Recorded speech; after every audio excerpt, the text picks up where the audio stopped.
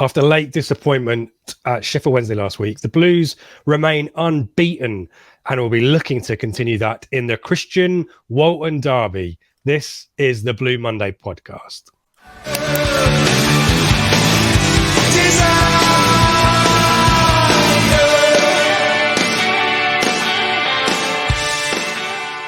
Hello and welcome to the Blue Monday podcast, discussing Ipswich Town up or down since 2015. I'm Richard Woodward, and you're listening to the Prematch show, available every week and brought to you in partnership with our friends at the Greyhound Pub in Ipswich. Joining me this week for a pre-record. I haven't got the jeopardy, the panic, Seb, of live comments and all that kind of stuff, running the crazy ship, spinning lots of plates. So we are pre-recorded. It's a bit more sedate. Seb, how are you? Good to see you. Yeah, very well. Thank you, mate. Good. Yeah, you can enjoy this one a little bit more. And I assume there's no Apple cable anywhere nearby that's going to cause some feedback this week. You've done your prep before recording tonight, I guess. Hopefully not. Yeah, new microphone is on order, though. I've taken that criticism.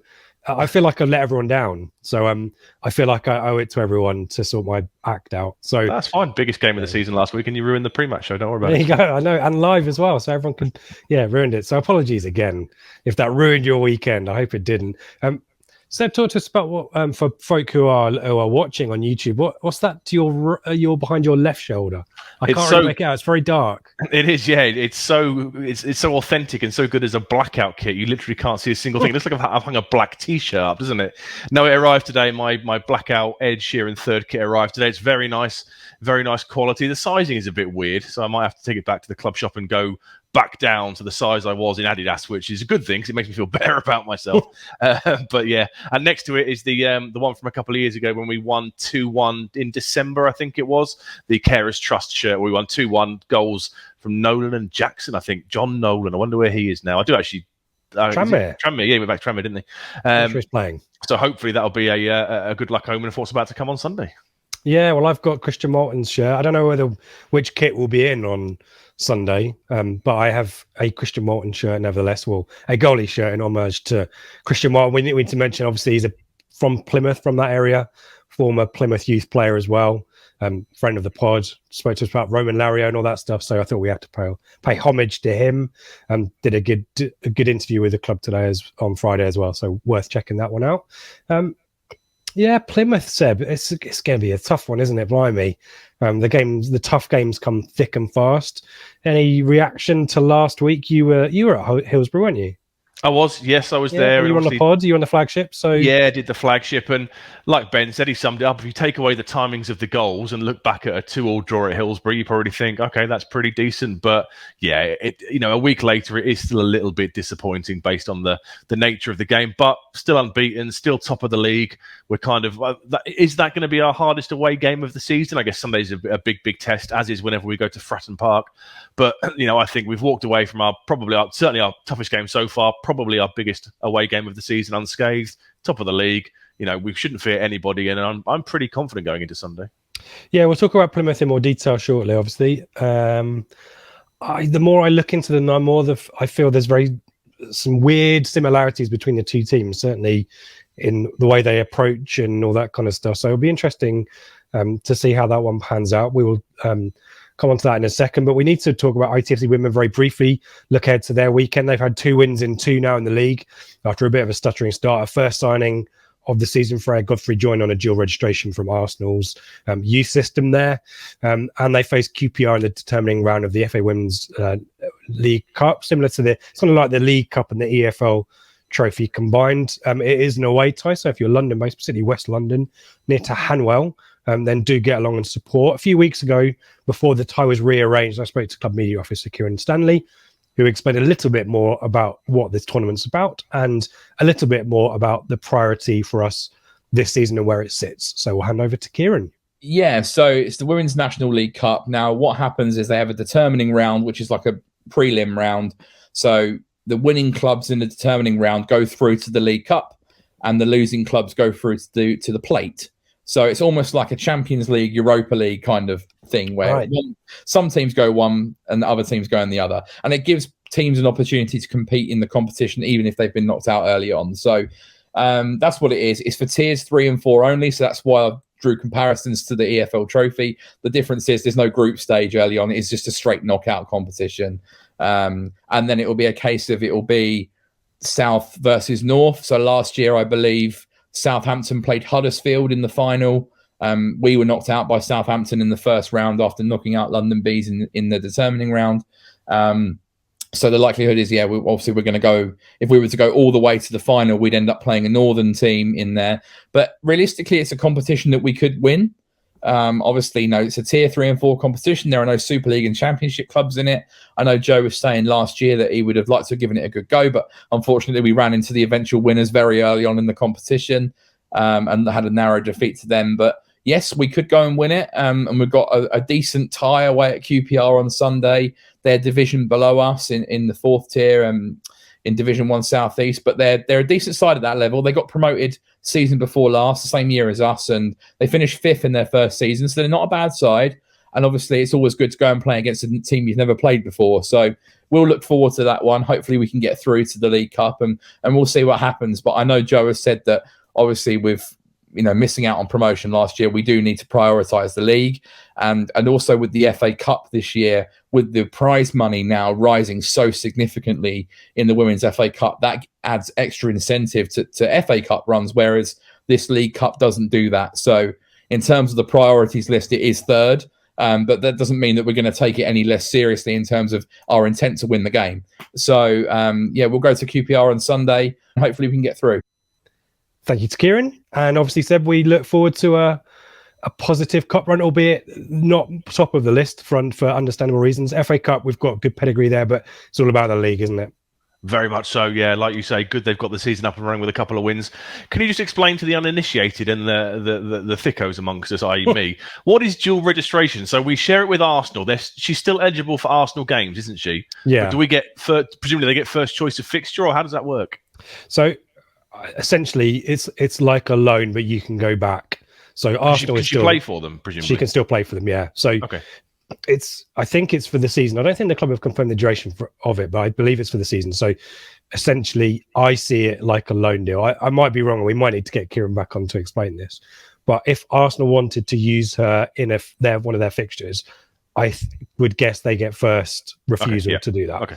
But otherwise, she's essentially an Ipswich Town women's player for the season. And yeah, it's a good situation. They're another one of Joe Sheehan's contacts, or legacy of his coaching in Essex that has come through for us as well. And certainly a high pedigree player, been involved in the Arsenal first team in pre-season, I believe, and training. So that's positive. But yeah, if Arsenal wanted a back for an individual weekend, then they could call the shots on that. And she's highly rated. She's played from England under 14 up to the current England under 19 level. So yeah. So decent pedigree and can play in a number of the attacking positions, can't she? So yeah, best of luck. Hopefully she'll hit the ground running, and we'll be able to use her excellently throughout the season. Yeah, looking to get goals, which she said in our interview, which is great. And it's not an area in the pitch necessarily where we're low on numbers, but injuries are playing and having a factor. We've only those 2 wins that we talked about, both single goal wins, and in fact the Bridgewater win was an own goal as well. So definitely goals is on the agenda, but wouldn't surprise me if there's a couple of more faces, maybe certainly a bit of defensive cover perhaps as well. So we'll wait and see on that. Nothing imminent as far as we understand it, so we'll keep an eyes peeled there. And as I say, we'll get Kieran back and check in with him, no doubt, quite soon on how things are going there. Let's focus on Plymouth, Seb. We've already teased it enough, and we are not too daunted, but there are some stats. Essentially, the situation they find themselves pretty positive, isn't it? After a pretty decent season last season, which we'll talk about shortly as well. But tell us where they are in the league and point situation, all that stuff. Yeah, like going into the Sheffield Wednesday game last week, we're facing one of the big boys. They're currently 3rd in the league with 19 points. They're 2 points behind us, sat in 3rd position. Played 9 games, won 6, drawn 1, lost 2, scored 16 goals and conceded 11. They are unbeaten in their last 5 with 4 wins, and the wins came against Oxford, Derby, Bolton and Forest Green Rovers. And they drew against Pompey last week with a 94th minute equaliser by Pompey that we'll come on to.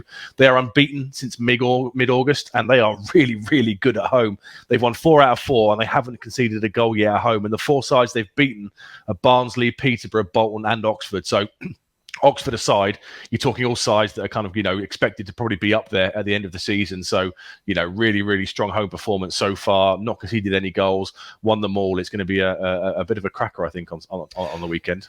Yeah, I went back to see it when it was they last lost in the league prior to the season, and they obviously lost on the end of the season. The closing fixture against MK Dons, with MK looking to sneak into the autos, I think, and Plymouth, I think, at that point had lost out on the playoffs. Yeah. So no surprises really that it was a end of season kind of on the beach kind of performance there. But prior to that, they hadn't lost since February. They lost to Rotherham as well, so it wasn't as if it was an easy team. Rotherham's away record was crazy last season, so it is a bit of a formidable place. But they have lost to Peterborough in the League Cup, albeit they then beat them in the league a few weeks later. And they're no surprises, they're top of the home league table if you were to split points into home and away, but joint with Bolton, Derby, and Cambridge. Guess who's top of the away league, Seb? Go on, tell me. Ipswich Town. Hooray. So best home record against best away record. Isn't that what they say when an immovable force meets a non-stoppable object or something? Exactly right, yeah. Talk to us about last season very briefly for them. Well, they were unlucky, weren't they? That we had this ridiculously high bar for the playoffs, and they missed out. They finished 7th, and they missed out on the playoffs by finishing on 80 points, which, sounds crazy, but that was the world they found themselves in. We lost 2-1 down there in October time. Edmondson, I think, put us 1-0 up from either a free kick or a set piece. I think we were pretty comfortable, but I seem to have, didn't Matt Penny have a bit of a nightmare that game? And they equalised just before half-time through Luke Jeffcott, and then Connor Grant, ex-ITFC loanee, won it just after half-time. And I think it was one of those games whereby we didn't, if I remember rightly, I don't think we threatened that much from them scoring relatively early on in the second half. And one of those kind of Paul Cook games, where you wanted us to try and make a marker for ourselves and put together a bit of a run of form, but we didn't do it. And then later on in the season at Portman Road, I think it was March time, we were trying to gate crash those playoffs. It came the week after the 1-1 draw against Oxford when they equalised in the 94th minute or whatever it was. Morsey was Johnny on the spot. Norwood, I remember, took the ball down really well and cut the ball back. Morsey's there to tap the ball home, and we were kind of thinking maybe we can just gate crash this playoff run, because at that point Plymouth hadn't conceded a goal for something crazy like 8 or 9 games, but we all know what happened a week later when Cambridge came to town. But we did it to them then back in April, March time. We broke their record then, so hopefully we can do the same thing on the weekend. Yeah, it was a good performance that day against Plymouth. I remember that. Very enjoyable game. We've talked about Portsmouth and it was Swindon in the Pizza Cup midweek. Talk to us about these recent games, because last time out in the league against Portsmouth, a little bit of, they probably were unfortunate to get a draw, weren't they? Even more unfortunate in terms of, it was a 94th minute, wasn't it? Yeah, they should have won that game. So they beat Swindon 3-1 in the week in the Pizza Cup, but it was a changed team and a mixture of kind of youth and experience. So we'll rule that one out because it's not really a decent gauge of how they're going to perform. The game last weekend, it was that crazy weekend, wasn't it, where there were 3 kind of top of the table clashes. They were at Fratton Park and they went 1-0 down. Josh Kamara scored a lovely goal, really, really nice finish from him. They get themselves 2-1 up with some nice play. Niall Ennis, Championship manager, probably 2018, 2019 legend. You could get him from Wolves on loan and he was an absolute goal machine. He put them ahead. He should have made it 3-1 actually. He had a really good chance where he kind of tried to beat the keeper and a simple cutback would have resulted in a tap-in for somebody. And then there's all this shenanigans in the 94th minute, so they're kind of lining up to defend a long throw and they get a man sent off. I've watched it a couple of times on replay. You can't really see what's gone on, but it's a second yellow for Brendan Galloway, and then Pompey kind of don't take the long throw, they take it short to Morell, who's right on the edge of the box, swings it in, and Raggett, who scored the earlier own goal with a diving header, equalises in the 94th minute. So I think they were unlucky then. They played well. They had 50% possession, 10 shots, 4 on target, and 385 passes, which I don't think many teams will do at Fratton Park. So that was certainly a decent performance. I think they can consider themselves pretty unlucky. They only walked away with a point. Yep, indeed. And I guess we want these teams to be drawing with each other because it means no one gets the 3 points. But yeah, it's a weird one, isn't it? You can't start predicting league tables in September and looking ahead, can we? So let's just keep drawing. Will be just as long as we do our job. Yeah, as long as we do our job. If there's 3 points on the table, then allow 2 to go into the ether and only 1 point apiece, etc. It's a much better way of doing it. And yeah, what will be. Just look after ourselves. Quality goal by Karoma in that game, to be fair, for Pompey. Let's talk about Stephen Schumacher. I think probably quite a few people, myself included, expected a bit of a fall off when Ryan Lowe left towards the end of last year, wasn't it? December, wasn't it? Yeah, he went to Preston in December 2021. Schumacher was his assistant manager, both at Bury. They both went from Bury when they sadly went under. They both went there, didn't they, to Plymouth, and he moved across as the assistant manager. And then it was simply a continuity appointment, wasn't it? You know, like you, I also thought they would eventually drop away. I think we said it on one of these shows last year that we kind of figured the natural order might take place. They might drop off a little bit, but they didn't. You know, Schumacher's done, continued the great work Ryan Lowe's done. So much so this week, or was it last week, he's being linked with jobs in the Championship. I think Huddersfield were sniffing around. Nothing's come of that so far, but I guess it's a sign, that Plymouth are doing well managerially. Ryan Lowe moved up the pecking order. Schumacher is now linked, and he's got a decent level, a decent record. He's managed 39 games, 21 wins, 6 draws, 12 losses, which is 1.77 points per game, which is pretty much almost going to guarantee your playoffs across a 46-game season. And he's just a highly rated coach who's done really, really well for them.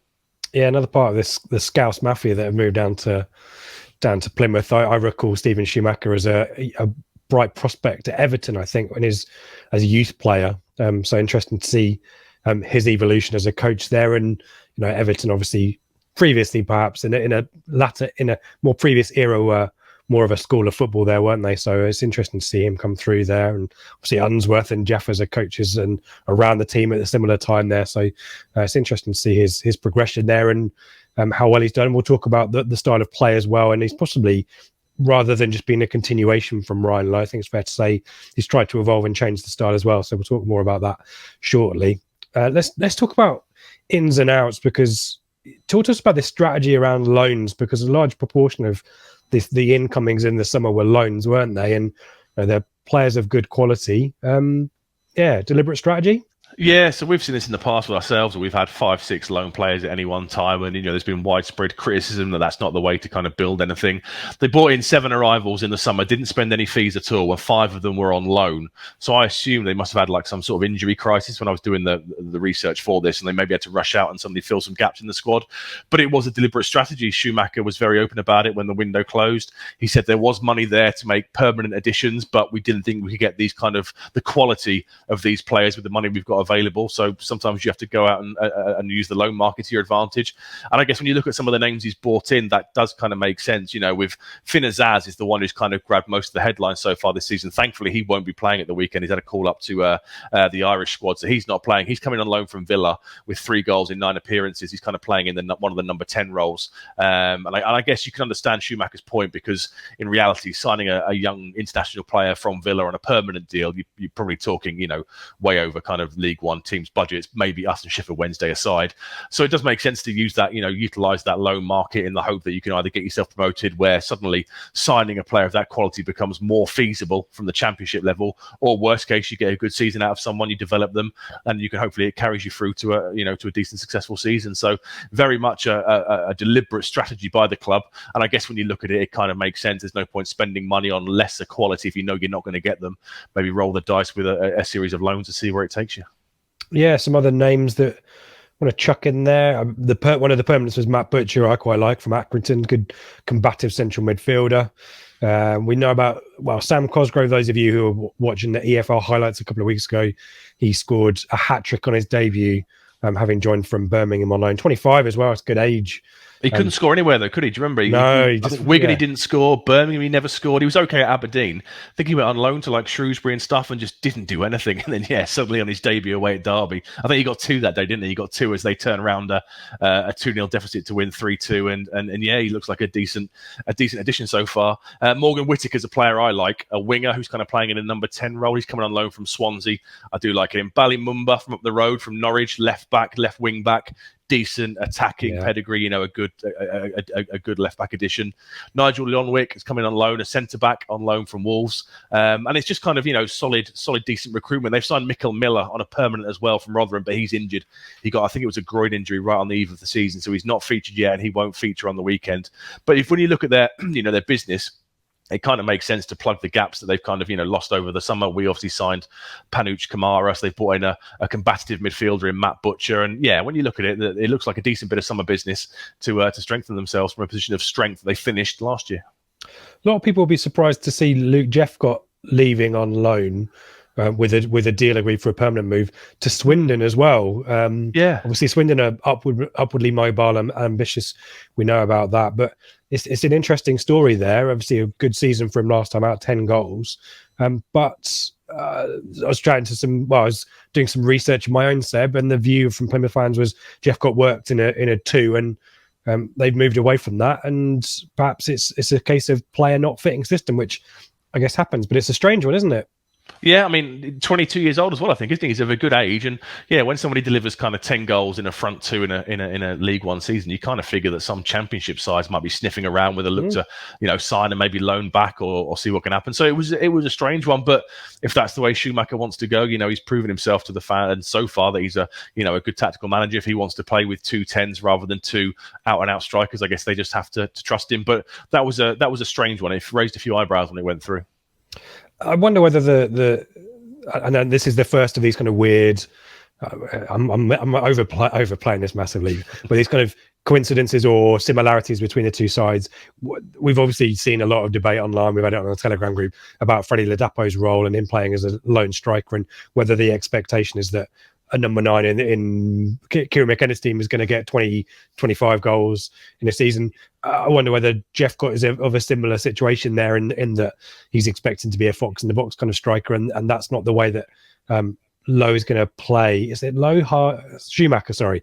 That's not the way they play it, and maybe he's been a kind of a victim of that situation. Ladapo obviously much more attuned to playing the kind of hold-up role, more physical, certainly, than Jephcott. But these kind of new breed of managers playing these kind of tactics, the role of the striker is different, isn't it? And Jephcott very much so, maybe is a bit old school in that respect, that he's a number 9, an old school number 9, as it were.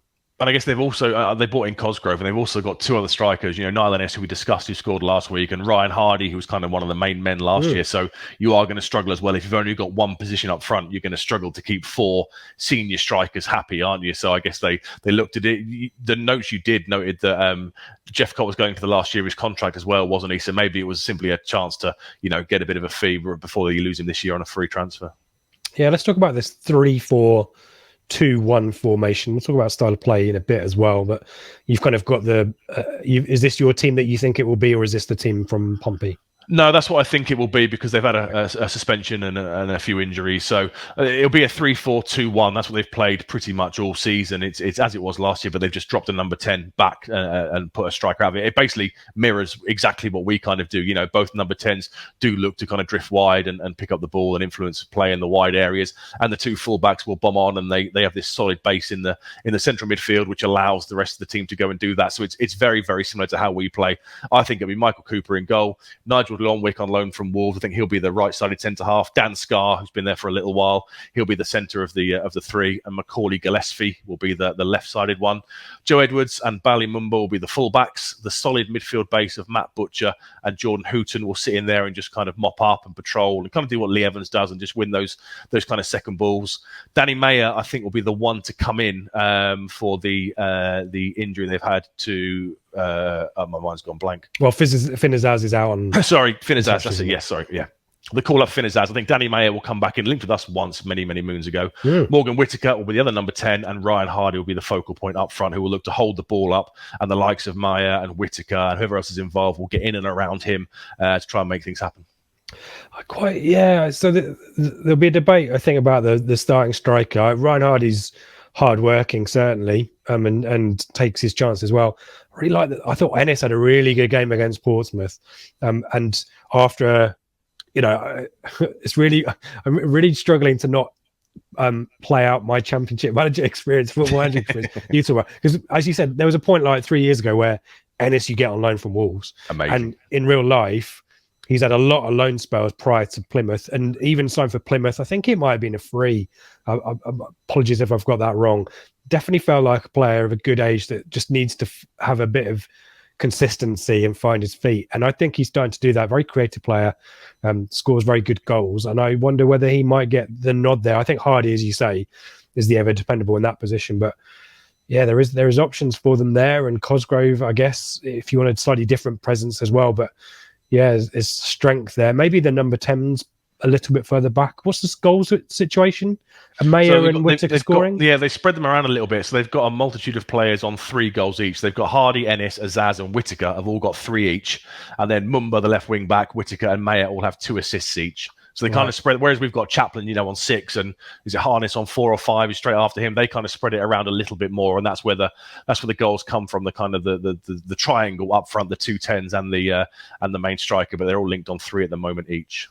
Yeah, it's an interesting one. As we keep saying, definite similarities there in the where the goals are scored and all that kind of stuff as well. I don't think they take as many long shots as we do, but the goals they're not tap-ins. There's no 6-yard box kind of goals. They're all in the 8, all in the rest of the penalty area, aren't they? And I think one of the edge from, I forget who it was, maybe Whittaker, I think, that I saw the other day that could quite good. James Wilson, before we get too far into the style of play stuff, still around, isn't he? But not he's there, but he's a bench option. He got sent off, didn't he, against Charlton? They got battered, I think, early doors, maybe the 4th or 5th game of the season. They got battered. I think it was 5-1, and he got a straight red card for, I think he saved a goal-bound shot or something, didn't he? So he's since he came back from his suspension, he's very much a bench option there. They've got some injuries. I mentioned already, Mikael Miller signed on from Rotherham in the summer. He won't feature. He's injured. James Bolton, the keeper, he's out injured. And Connor Grant, the guy that scored against us from a left wing-back role last year. We know him as a central midfielder on loan from Everton, I think it was, wasn't it, in 16, 17. He's injured. He won't feature. And they've got a suspension. Brendan Galloway, who was sent off in the 94th minute last week for 2 yellows, he's suspended, so he won't feature either. Grant, Galloway, Schumacher, all Everton linked, all got history with Everton. I'm sure there'll be others in there that I can't see.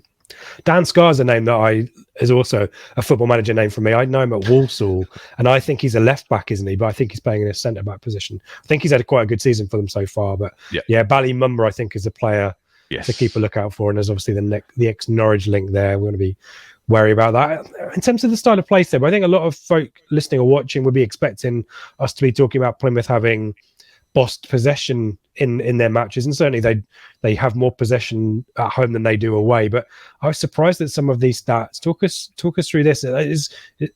I guess my question to you, and you can refer to the script and the stats that we've dug out, is are they a little bit more direct and not a long ball, but direct under Schumacher perhaps, and maybe they were under Ryan Lowe previously?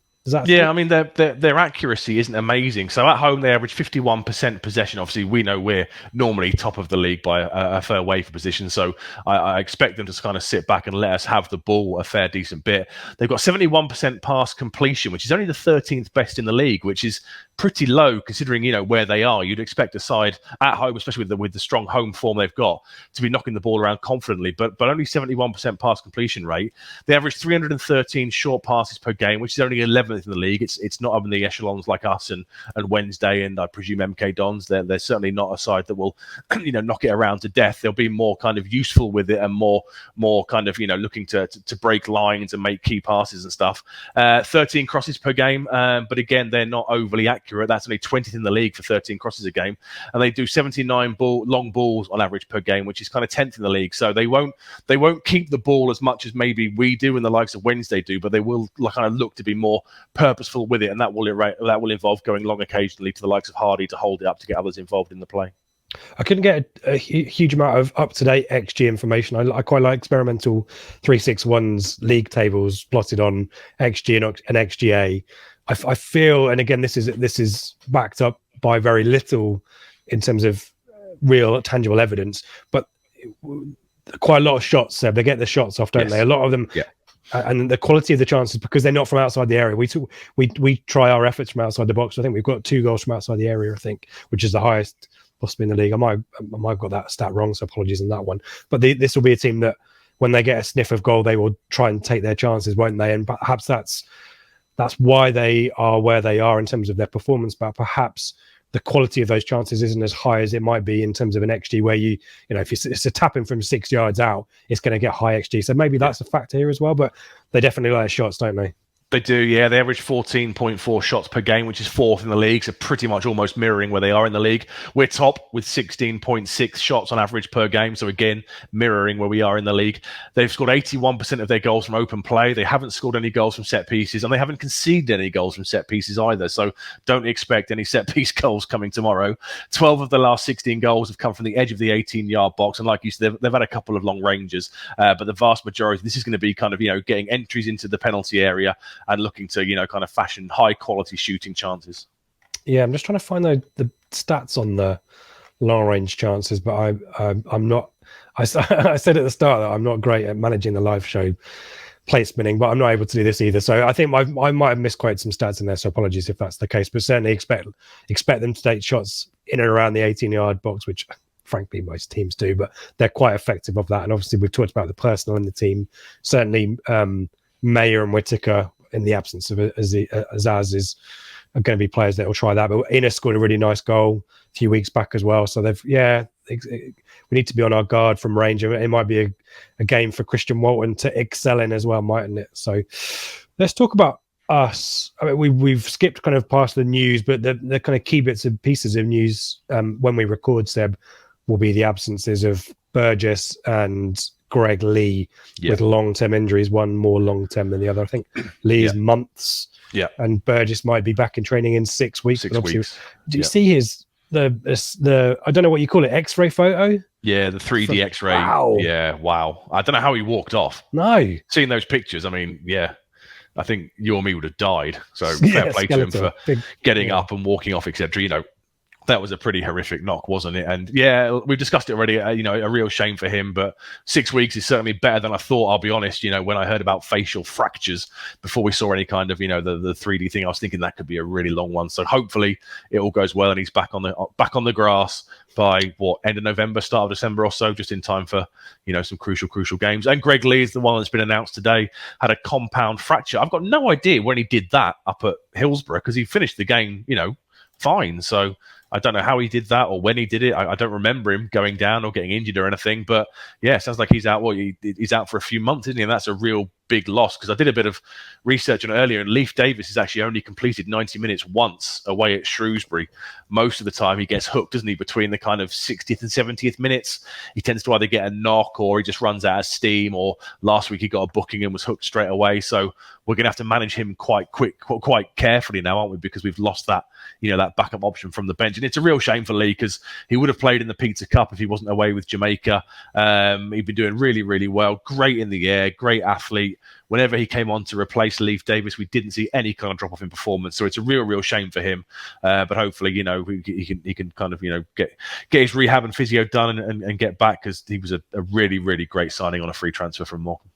Yeah. So, I mean, those were two players that I guess Burgess might have. Obviously, we need to remember that he was in great form before he got injured against Bristol Rovers. Lee wouldn't, I suspect, have been a starter, but the kind of starters and finishers that we now start talking about on this podcast makes that option a bit more difficult for Kieran McKenna. But we also, the kind of key headline absences was Burns. Yeah. We've also got a question mark over Hadmay as well. Yeah. But this might change things now. If you can't rely on Davis to complete the 90 minutes, do you now put Vincent Young on the bench and see him as the sub option at 60, 70 minutes? This could change things, dramatically for how we're going to line up. Maybe we will now see Carl Edwards in the right wing back role. I thought Vincent Young would easily get it. He'd be the starting right wing back while Burns is away. But potentially, maybe now you need Vincent Young on the bench as cover, or I guess you could start Vincent Young and swap him across and bring on Edwards at 60, 70 minutes, whatever if you need to. But yeah, it's going to be an interesting one what he does with the fullback situation. Yeah, I listened to the excellent midweek Q&A with Joe and Mikey, and Joe, and they were talking about this one. I think Joe's perspective was that Edwards perhaps didn't feature as strongly as or impress as much as he would have hoped for. I'm always, we talked about this when he signed. Marcus Harness can play out on the right wing. Yeah. Is that a possibility? But we haven't got a number 10 then, have we? Ridiculous as it sounds, you've got Chaplin as a 10, Luco's out injured.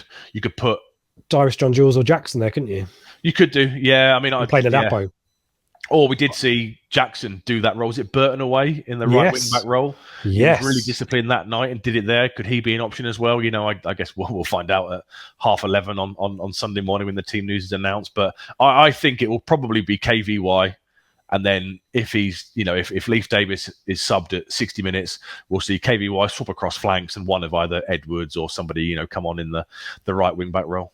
I think we heard that Edwards had been coached into the left wing role as well during the summer.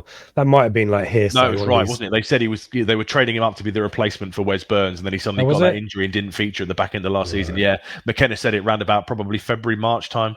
He said we're looking to train him up in the right wing back role. Oh, I meant this summer. More recently than that. Oh, okay. Well, maybe in the preseason, I thought that they were trying him out there, but I might have made that up. That might be wishful thinking on my part. Do you start? Who starts in the fabled number 9 position that we're talking about for you? Well, it depends how he's going to play. Jackson should certainly start based on his performance at Hillsborough. It was noticeable when he went off, we lost that outlet of that pace and the whole game plan changed. So I definitely have him starting either as the out-and-out number 9 or in that more disciplined kind of left-handed role that he did last week. And he could, look to use his pace against someone like Joe Edwards, their right wing back, who isn't the quickest. Ladapo, for me, Tyrese John Jules probably didn't do quite enough at Hillsborough to keep his place. I understand that after the game, McKenna came out and said it was a different tactical game plan. He had to drop deep and find space and pick the ball up. For me, I think I'd probably give Ladapo a game if he's not going to play Jackson through the middle. Ladapo scored in midweek. Obviously, he had the running commentary with the North Stand from the sounds of it, which I'm not necessarily a big fan of. But he's been brought here to play that role, that hold-up kind of play. And if it's going to be Jackson out wide doing a disciplined job, then I have Ladapo through the centre. It'd be good to see Cameron Humphreys on the bench as well. He's a number 10 option too. And he can cover the left wing back role as well, can't he? He's got that in his locker. He's played it there. I know McKenna came out, I think it was today we're recording this on Friday night. It was the pre-match today. He said he's not seen him in that role. But he can do it. He's done it in the past. So it gives you a bit more flexibility on the bench as well. Yeah, I think Ladapo will start because I think a physical presence is needed against Plymouth. I think that would work in our favour. But isn't it great that this is the kind of debate that we're having? I mean, 2 teams with really young prospect coaches trying to play really creative tactical systems, maybe a slightly different approach up to the penalty area, but both teams looking to create chances. I mean, hopefully this is one where we get at least a draw. It could be a 3-3, Seb, couldn't it? It's one of these ones, but we want for... I'm just looking at Christian Walton's interview. I think he's got has he got a landmark? Is it this 200th career appearance? 200th career appearance. So he won't want that, will he? So no. Maybe a 0-0. But and they don't concede goals at home either. Don't forget. Good point. We need but some absentees aren't there, I guess, on both sides. Yeah. So it's a really nicely poised one. Like and I guess the other thing we need to chuck in there, I can mention it so that it isn't we can just ignore it as a thing. The Sky. It's on Sky, which we all hate as well. So I can't remember when we lost to Was Rotherham our only game on Sky last year? Oh, I can't remember. I don't think. No, the opening day was. No, I'm trying to remember. I know we did beat Wigan on Sky back in the start of the 2021 season. I think it was. Yeah. So we did. Yeah. So we have one. Cook was in the studio. We have one on Sky relatively recently. So yeah, maybe that's not the ultimate curse that we all remember from the kind of the Mick era where it was a guaranteed loss, wasn't it? And to be fair, it's a BS excuse, isn't it? Yeah, absolutely. Yeah. The excuse is, and fair, if you're listening to this at 4 a.m. on one of your supporters coaches going down to Plymouth, you are the best of us, by the way. Let us know if you're listening to this. Hopefully some entertainment or some interesting thoughts for you to on your trip down there, the long trip down there. But that's a factor as well. That can't be good. I assume they'll be going down Saturday night, won't they? But it's looks quite nicely set up and poised, doesn't it, Seb? So we will give our predictions shortly. I suspect they'll be very boring predictions, but nevertheless we'll come back to those and also look at the rest of the schedule, which is a little bit limited by international call-ups and so on. Let's quickly do some bits and pieces of plugging. I nearly said a different word there, which I would have immediately regretted and had to probably have edited out. As always, we are brought to you in partnership with the Greyhound Pub in Ipswich. Portsmouth next weekend, going to be exciting to be in the Greyhound pre-match there. So do come and join us. We really appreciate the Greyhound support. So thank you to them, and do check it out on a match day or a non-match day. Lovely beers, lovely drinks, lovely setting, lovely people. All good there. Seb, we 1 week into sales for our live event, going very well. I'm very pleased to see the numbers there. We are live at Portman Road, an in-person podcast event is kind of how I keep describing it. Saturday, 12th of November after Cheltenham. Starts at 7:30 or doors at 7:30. So quiz at 7, starts drinks at, I forget the quote, but you know what I mean. Drinks at 7, starts at 8. Drinks at 7:30, starts at 8. So do join us for that. Tickets on sale via our website, bluemonday.itfc.co.uk. There's a link there. If you are a paid Telegram subscriber, we give you a discount as well. And I'm sure nearer the time we'll do some giveaways as well. We've had some really great chats with folk who are coming from far and wide to join us for that one. I'm sure we will have hopefully some special guests to announce as well at some point as well. So we're all very excited about that one, aren't we, Seb? Good to do stuff in person, isn't it? Very much so. Yeah, really looking forward to it. I was there at the Curve Bar one in 2019 as a fan, so really looking forward to having, you know, as many of us as we can get under one roof, and absolutely great. Fair play to you for the negotiations with the club to have them host us, because that's a hell of a coup. Well done, my friend. I've got to thank Theo Benworth, who's my mate when it comes to the ITFC women's sponsorship, but he put in a good word for us. But yeah, Rosie, Marcus, Mark, all these people, Casper, loads of people. On first name terms with all of them. No, I'm not. The circles you now mix in. I just assume they don't listen, so I can sound like I know people. But no, we're really grateful for that, and I'm really excited about the plans for that one. So yeah, do come and join us. Tickets on sale now. bluemonday.itfc.co.uk. Other bits and pieces that you can find on our website as well. Join the Telegram group if you want to join the Telegram group, and within 2 weeks free trial.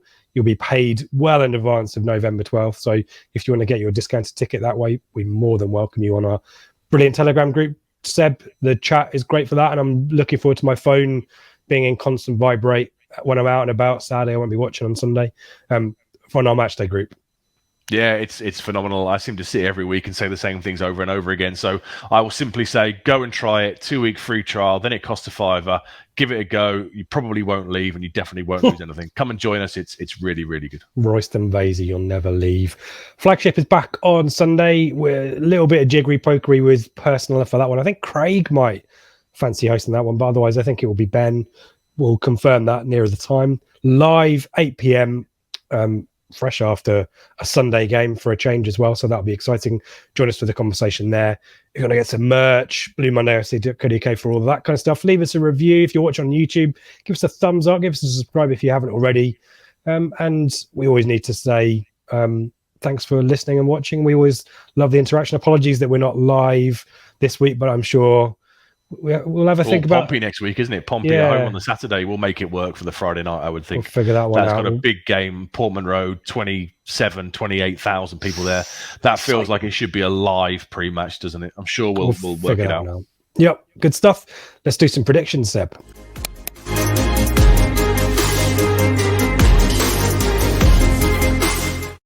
And I need to be magnanimous for a change.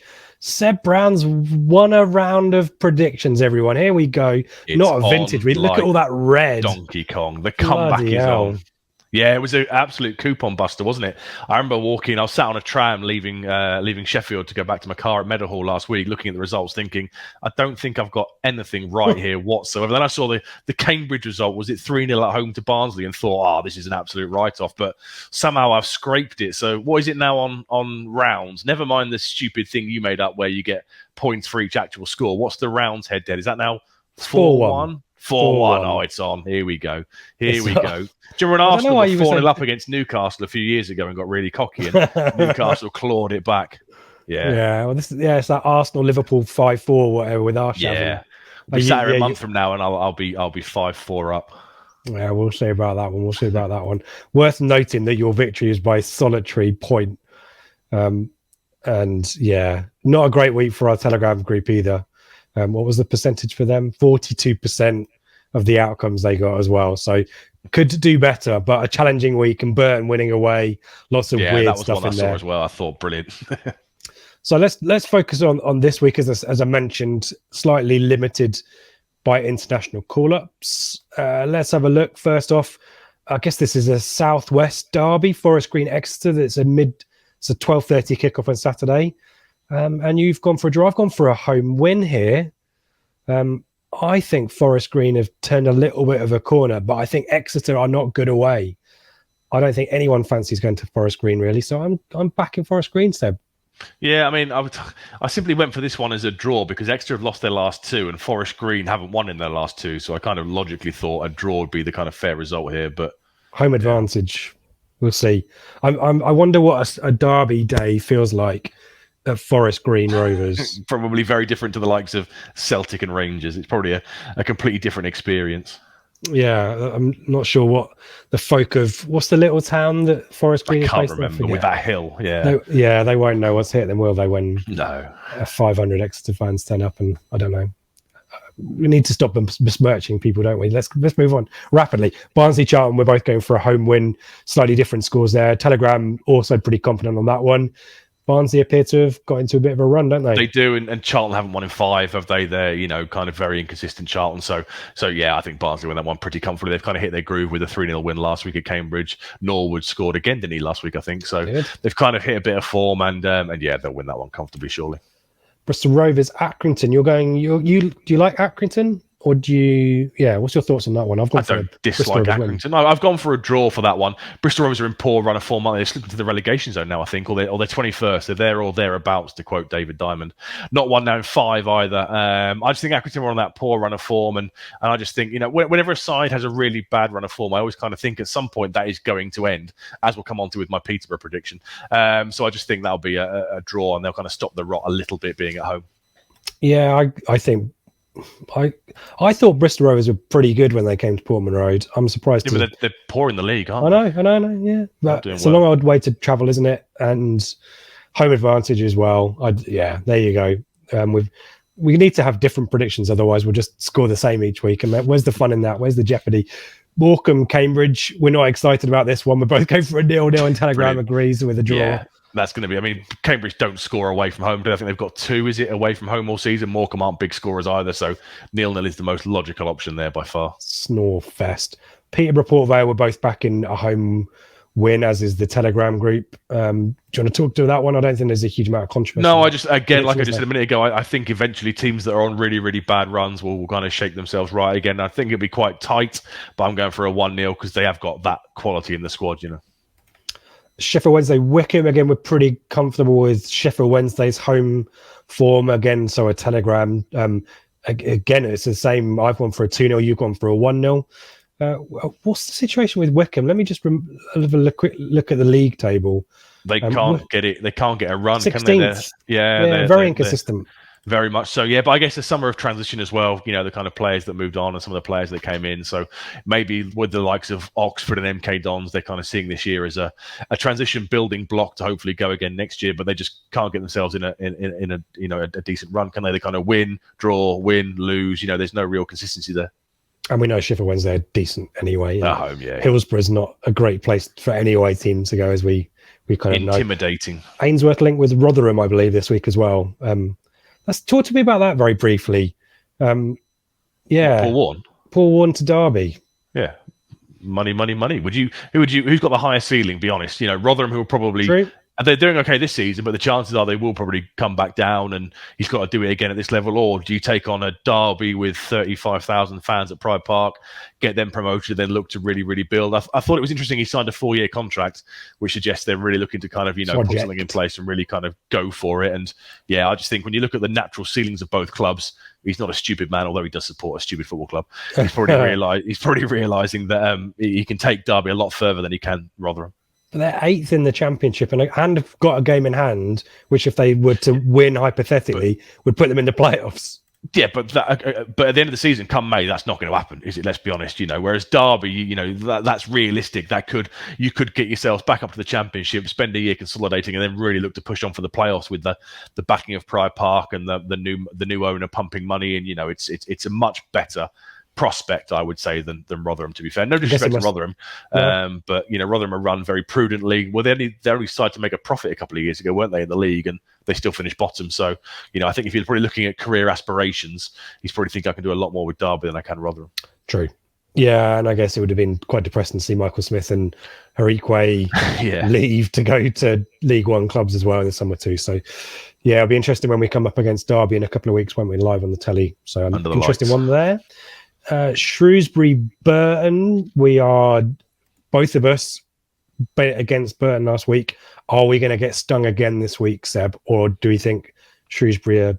No, I think Shrewsbury lose will. last week. Yeah, they lost, but I think they'll. To Port Vale. Yeah, they did, but I think they'll be okay at home. Bouncing Am are going to bounce back. Finally, Plymouth Ipswich. I've gone for a 2-2. You are feeling confident. I did not spot your prediction there. Yes, talk to us about that. I don't think they'll concede 2 goals at home. Do you? They haven't conceded goals all season. I think we'll just attack each other. I quite like that.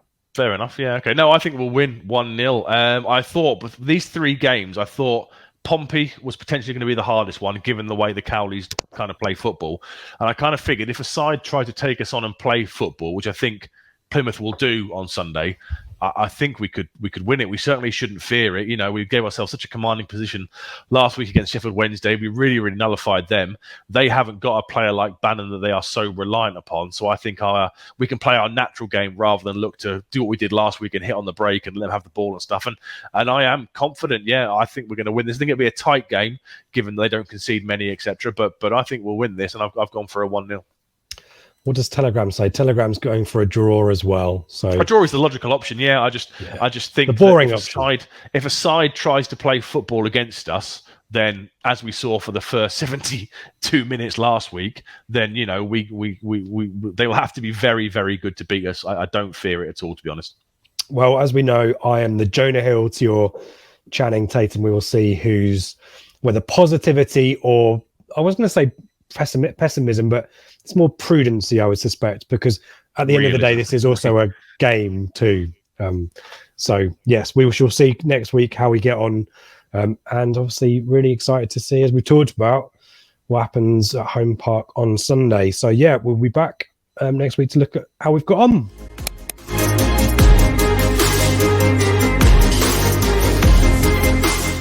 Thanks everyone for watching. If you've made it this far, we appreciate you. If you are listening to this, as we mentioned, on the coach, the car, the train down to Plymouth, the plane, maybe, I don't know. We delighted to have you with us. We acknowledge and appreciate your support. As I mentioned before, you guys are the hardcore. 1,000 odds going down there, Seb, is it? And free coach travel as well. A gesture for the club too. So brilliant stuff. And we're excited to talk about it on the Flagship show with all of you guys live on Sunday. Again, don't forget live event. Don't forget Telegram. Don't forget merch. Do give us a thumbs up if you want to do that. Give us a podcast review as well. We do love reading the podcast reviews. So give us a 5-star podcast review. That would be very much appreciated. And from me, safe journey to Folk Travelling Down. Enjoy watching the game. If you are watching on the telly over Sunday lunch, join the Telegram group and get involved in the matchday chat. Why don't you? And as always, I will let Seb have the final say. I won't ask you the question that I ask you, which is, do you have anything else to add? Because we know the answer is yes, but no. So the floor is yours, Seb. You can send us home. We salute everyone who is getting up at 3:30 in the morning to travel down the club coaches. Fair play to you. Have a great day out. 1,000 fans. Make sure you're in good voices. Come back with 3 points. We shouldn't fear them. I'm confident. I guess we'll find out on Sunday. And as always, come on, you Blues.